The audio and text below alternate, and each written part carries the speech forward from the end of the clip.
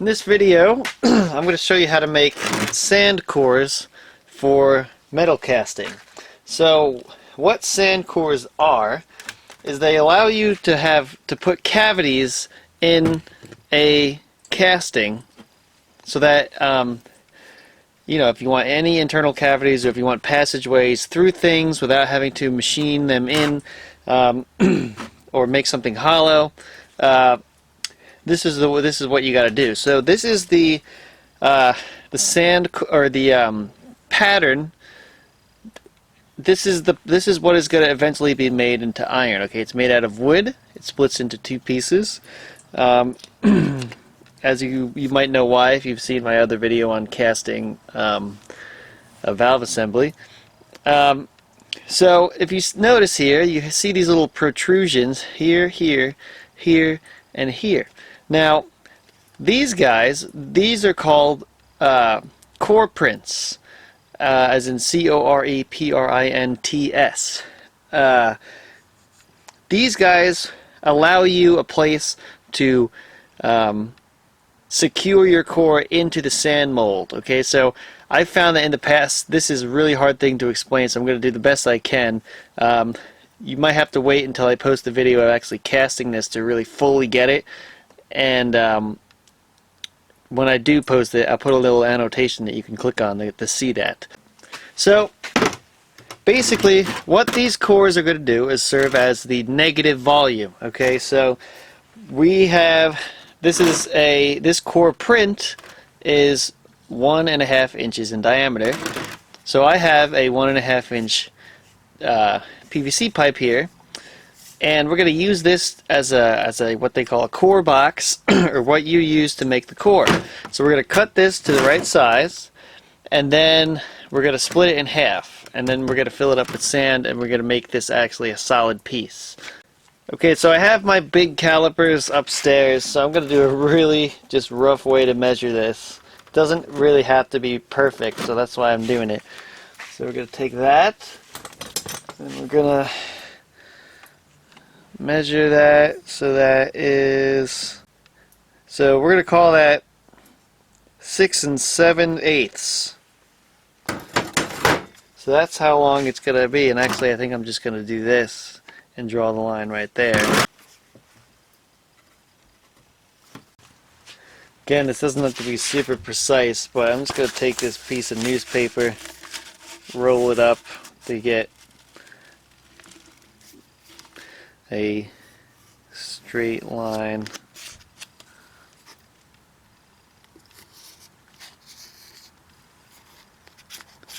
So that meets up pretty well. Alright, so we're going to cut that off. Okay, not the best person when it comes to a hacksaw, but one thing I've found with hacksaws is to cut straight, you really need to let the saw do the work. You know, you don't really want to be pushing down on this thing, because then you're gonna get a it's gonna wander. Alright, good enough. Alright, now comes the fun part.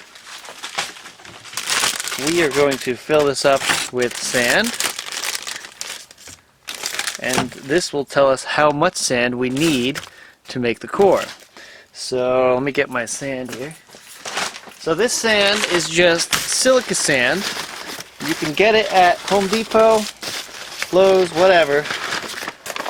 It's they have it in bulk, and it's very, very cheap. That's the thing about casting. It is a very cheap hobby once you get the initial setup going with the furnace. After that, it's like nothing. Alright, so we're going to fill this up.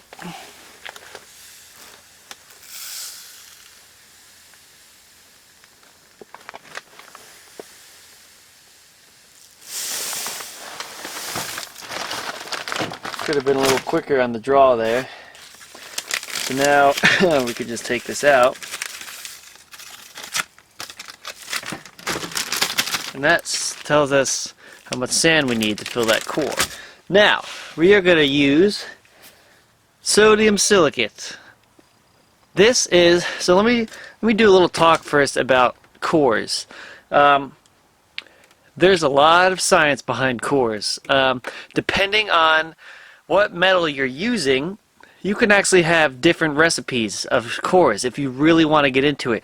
And a lot of the cores are made so that they are first hard when you do the casting, and then there's sort of a time limit, and once that limit's reached, the core starts to just becomes powder, it just becomes sand, and you can actually pour it out.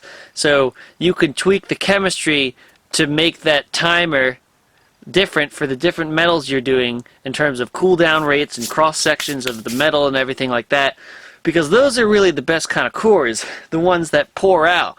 You know, a lot of times you'll see that on I don't know, something like How It's Made, where it says how to make engine blocks or something like that. They'll actually cast the block, and then the cores turn into sand that they can just pour out of the block. Whereas this type of core we're doing is kind of it's kind of a catch-all core. It's good for any type of metal, and it's you know, it's the one thing about it is it does not have that pour ability or that breakdown ability. So one thing that happens is after you cast it, you are left with this solid core that you need to just get out of there with a screwdriver or whatever, or soak it in water. And a lot of times it's really annoying because you have to get all the sand out, because if you go to machine it, that sand will just dull your bit up like in a instantly. So this is a catch-all type of core recipe. So what we're going to do, we have this sand. All we need to do is add this sodium silicate. Now don't ask me how much to add. Alright, I just add enough to where it's all consistent wet type of sand. That hasn't to me been too critical in my experience. So then after we add this guy acts as a binder or hardener when it's exposed to CO2. So if we were to pour this in the sand and just leave it overnight, it would eventually harden.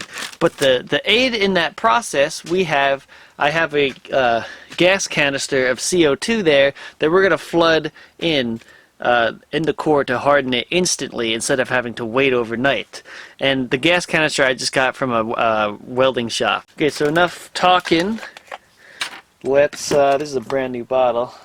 My other one I left over the winter out here, and it has since lost its ability to harden. So lesson learned, I'm not doing that again. Let's pour this in. I'm actually going to get gloves. Alright, so we have it poured in. I'm just going to mix it around until it becomes a consistent texture and color. Okay, so now So now we're going to fill this up with this sand.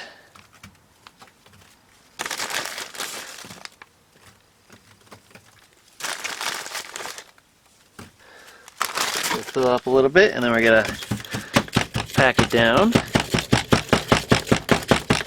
Now you don't have to go crazy with packing it down. If you push too hard, it'll start coming out the bottom, and that's never good.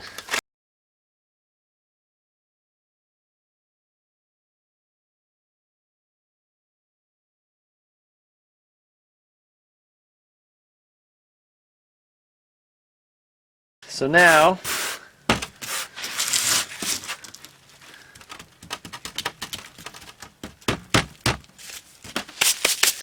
there we go. Now what we're going to do is flood it with CO2. So this is just the CO2 canister picked up from the, well, I got a place here that just sells gases for welders and things like that. And I just have this hose on it. I'm just going to crack this. I'm just going to put it on top.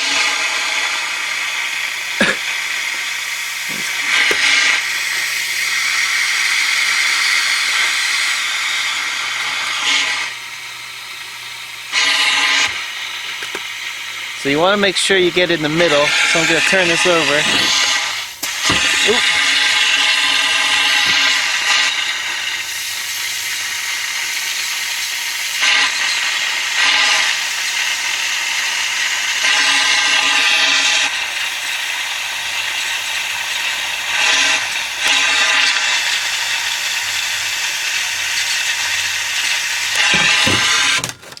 Now surprisingly, that usually does pretty good at getting in the middle. So you can see now it's pretty hard. So now what we're going to do is we're going to take a little Dremel tool, put on my mask here, and we're going to cut it down the middle on both sides and then pry it open to get this core out.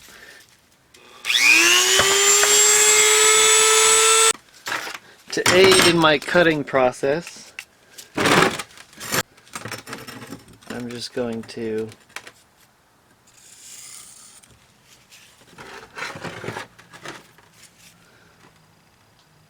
alright, so let's do this here. What I like to do is, after cutting that slot, just to make sure that the middle is nice and hard, I'm just going to put some through this crack. Some CO2.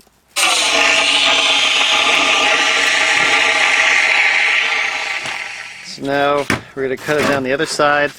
I'm doing my best not to actually cut the core, but it really doesn't make any difference because so this core is going to be, get all the plastic dust off my pattern here. This core is going to act as the cavity inside that the cylinder is going to be. So that's going to be machined away. So any little crevice in the core really doesn't make any difference.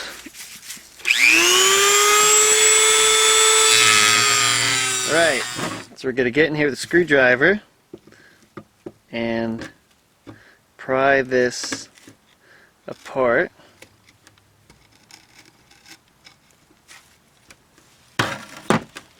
So let's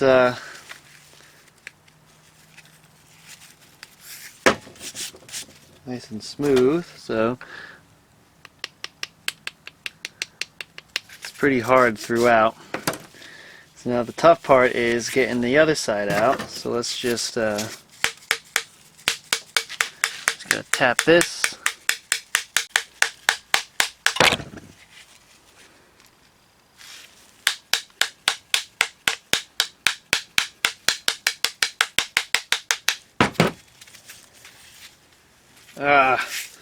We cracked down the middle. Okay, so we're going to try this again. That's another thing with metal casting.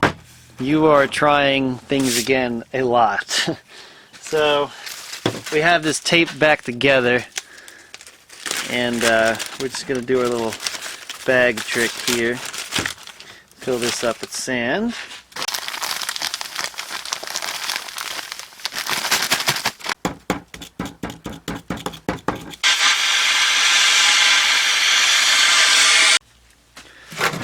Alright, so